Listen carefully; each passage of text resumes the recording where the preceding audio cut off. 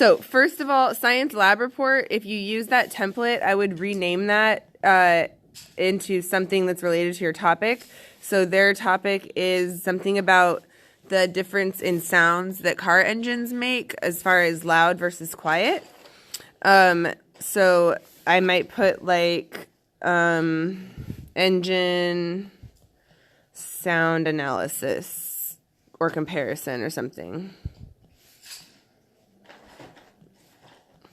And then down here is where you get more specific.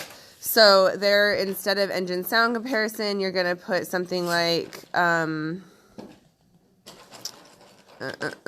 would you put? Like comparing, hey, oh, it's because it's already using my microphone to record the screen. I can't be lazy. So it'd be like comparing, maximum decibel level in 2 car engines. Something like that. And then we're going to center it. Boom.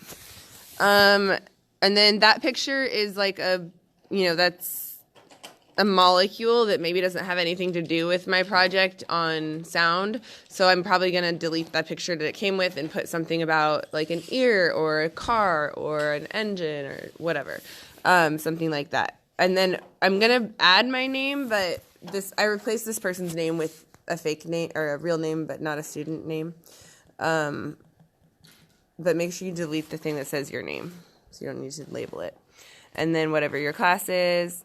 Okay, so then introduction they left there. And almost always my recommendations are to be more specific. So here it says, what is the sound difference between an old 76 Ford Bronco engine and a new 2000 Toyota Camry? So independent variable, we can already tell, is going to be type of car. But the dependent variable, sound difference, that's not specific enough. I should know just from the question how to start like designing an experiment. And I don't know if he's testing like, is one high pitched and is one low pitched? Is one like, go on for a longer period of time or whatever? What he does mean is louder. So I would say something like, what is the sound or the volume? Volume difference maybe, I would actually say the difference in volume, and then I think they tested during startup,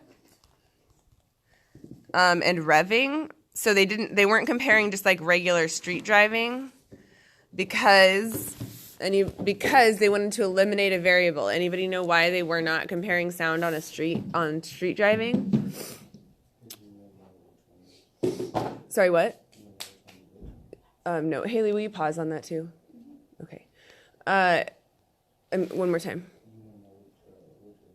It'd be harder to tell if there was a lot of cars. It'd be hard to tell which car your car was. And also think about different types of roads. Like when you're driving over asphalt or a highway versus, recently paved brand new road, it's going to be different. Yeah. Okay, so being more specific, what is the volume difference? And then I'm actually going to get even more specific and say as measured in decibels. So if you've ever seen earplugs, they're rated by like their decibel rating, how much sound they block out. And so there's apps that you can download to a phone that measure decibel rating. That's what the student did. And then they continue. This is their research question actually at the beginning, so I would have them label that separately. And,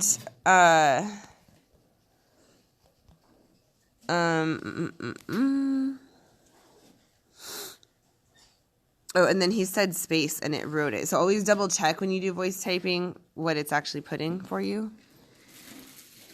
What are the different sounds an engine makes? Is an older one quieter, louder, or is it quieter?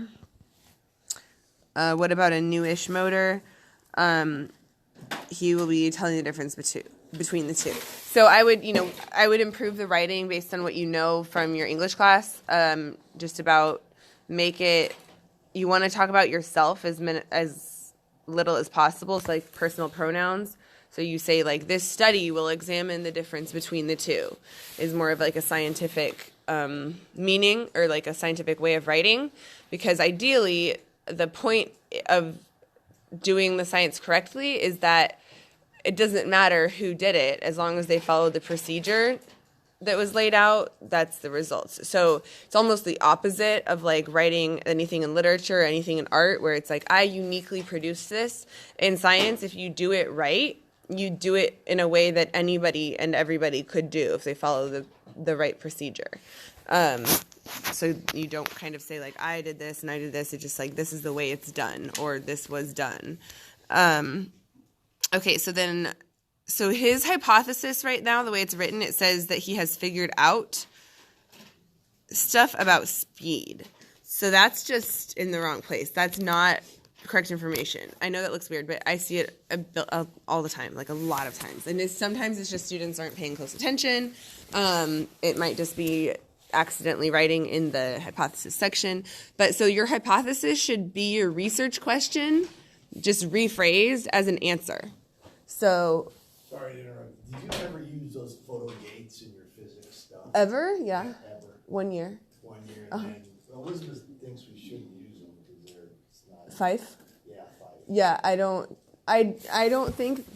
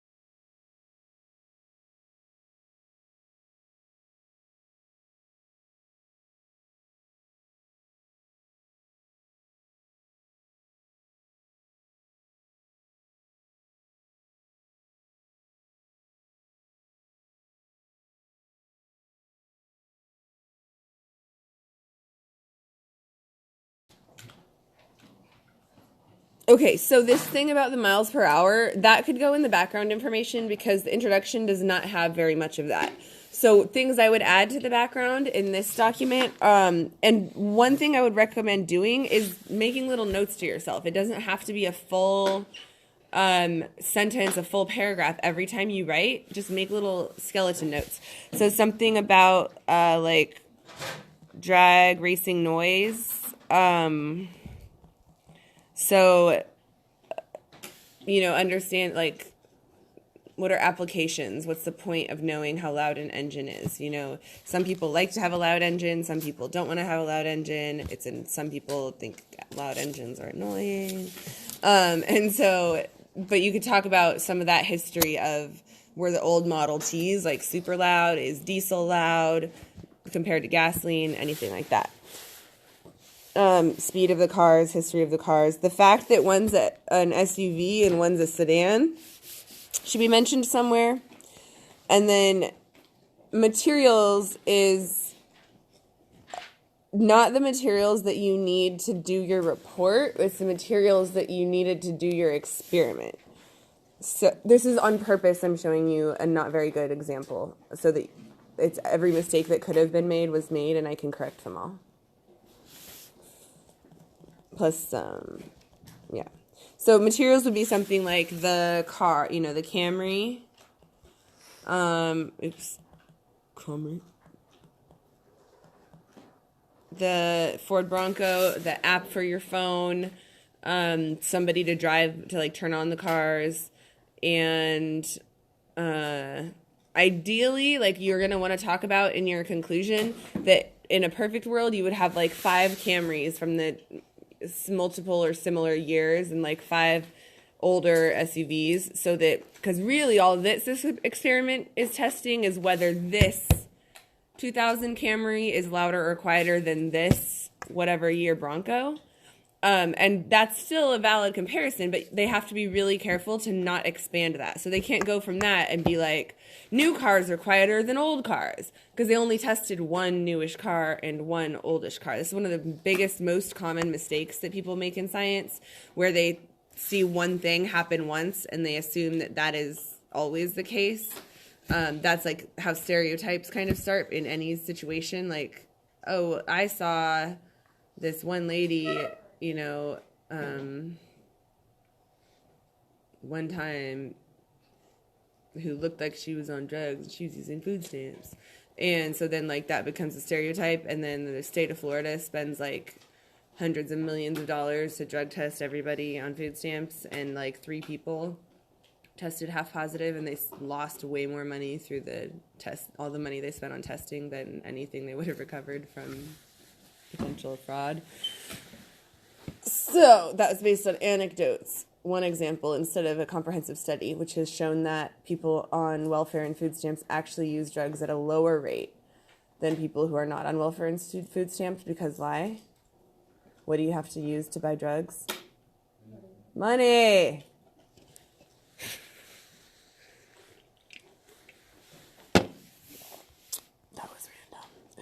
I forgot I was being recorded.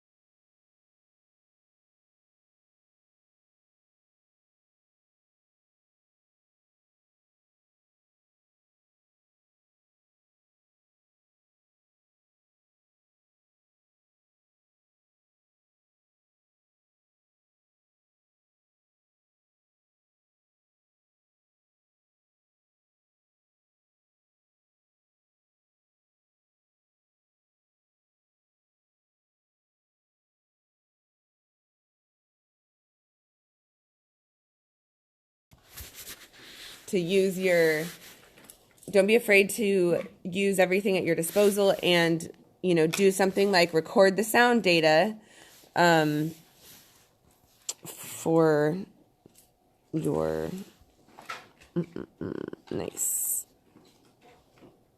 for your project. Record sound data. Hey. Whatever.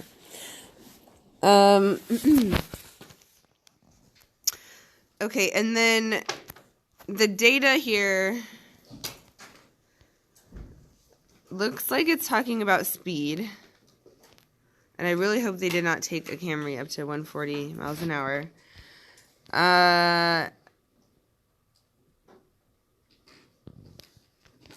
But that happens. So make sure that you're really clear about what your variables are and you're actually testing that variable.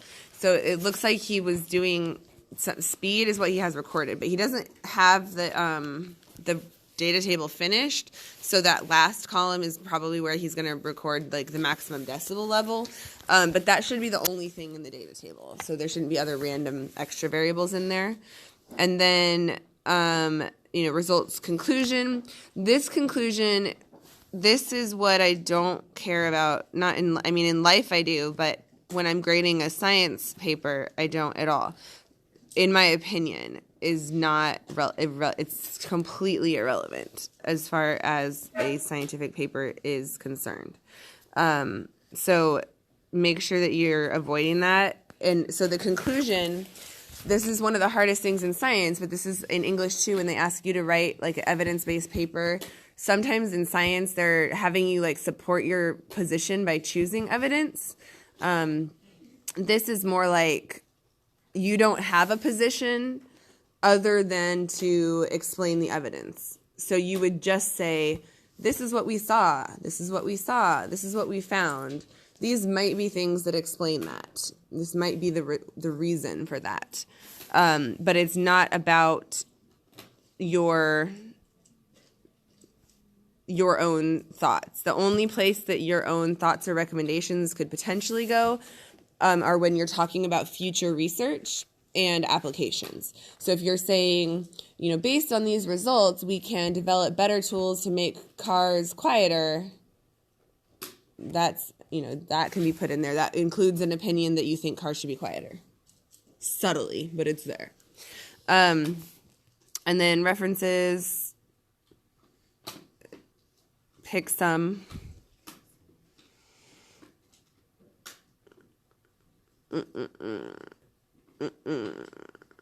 References for me, so I always look at like 85 billion different pages while I'm doing research for something, and I'm not going to write down 85 billion different pages in a references section because part of it's just my daily learning. So for references, one thing is to copy and paste websites as you go. So that you can go back and refer to them. But something else to remember is the purpose of a reference sheet. Haley, you gotta stop still.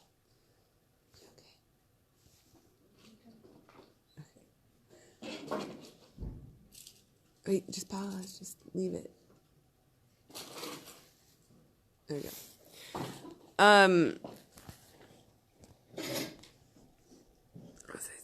References. Oh, the purpose of a reference is to back up your claims.